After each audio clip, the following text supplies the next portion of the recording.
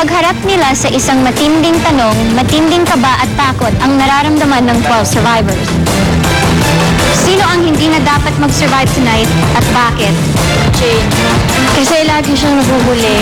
Matagal siya. Minsan, kahit anong gawin niya, nahuhuli siya. Mag-survive kaya ngayong gabi si Tyrone Perez, Anton de la Paz.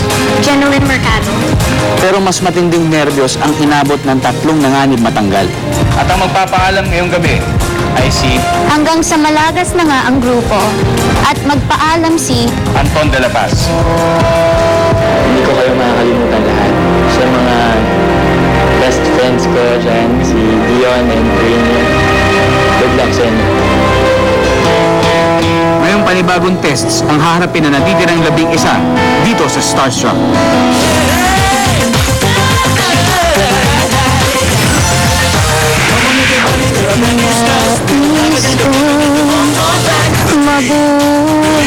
Oops! Nancy, ibang talent ka na.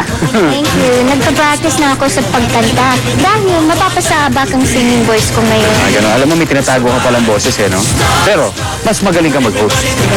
Salamat ha. Mamaya humanda ka sa akin. Bakit? Kantahan lang ba? Okay lang yan. Ayos lang yan sa akin. Basta, walang okra yan, ha? O Ryan pala ha. Give me an idea. Yan ang ipagawa natin sa 11 survivors.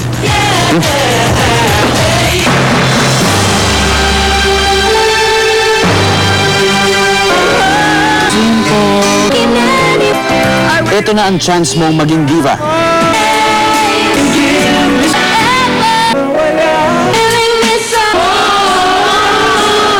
Ilabas na ang singing voice mo at pahangain ang madla.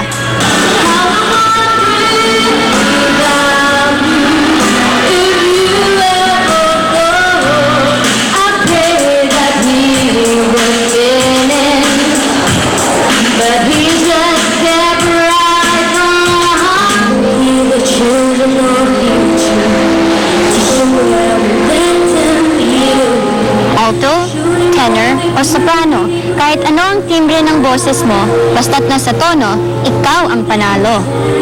If you can't carry a tune, daanin na lang sa performance para hindi halata.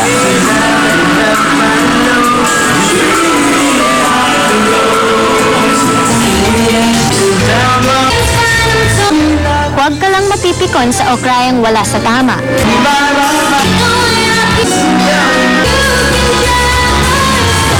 Walang kamalay-malay na isasalang ang tropa sa video okray ng Itbulaga. Pero ano pa nga ba ang magagawa nila kung hindi kapalan ang mukha at piliting kumanta? Lagot kay na Jimmy Santos, Terry Honor at Tony Gonzaga ang mga ito. Aba, sana pala Nancy, sumama ka na lang para naisalang ka na rin. Sige lang, binibilang ko ang mga pang-aasar mo.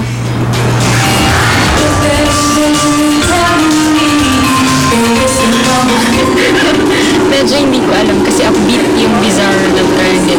Ay, yung alam ko yung acoustic lang yung mabagal. Medyo nanibago ko sa bizarre lang triangle. Ba't ang bilis? Pagkakanta ka ng mga ganyang awitin na medyo masaya, dapat sumasayaw ka. Yan, gaya mo ko yung upo, upo, upo! Gawin mo! Every time I see you fall, gawin mo! Every time I see you fall,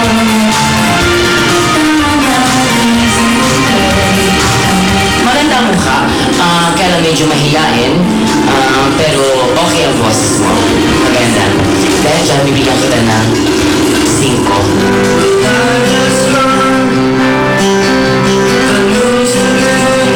Artistang-artista na yung dating mo, pati yung pagtayo mo. Pero medyo pagkanta mo, medyo parang hindi mo na na-feel yung pagiging artista.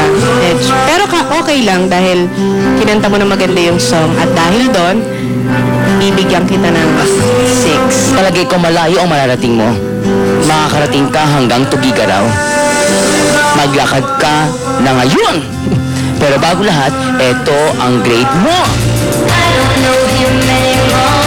The same breath you used to like. The conversation has run dry. That's what's going on.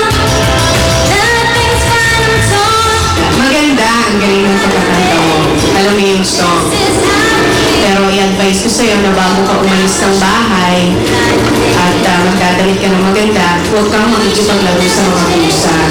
Your hair is also patterned to your face, your smile, your eyes, and your nose have 2 holes. I will give you 8. Eh, hindi naman kasi nila alam yung kanta kaya ganon. O sige, sa K-Kantahan Caravan tayo para makapili naman kayo ng kanta na babagay sa inyo.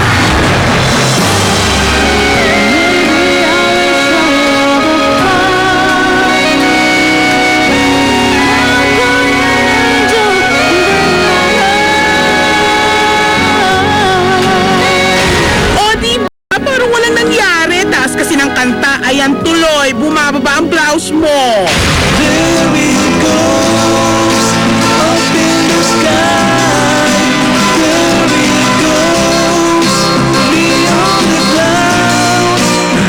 Okay naman, may tono. Tara Mark, sayawan na lang tayo. Anong sinabi ni Cameron Diaz kay Christian? Kantahan walang humpay. Kaya niyo pa ba?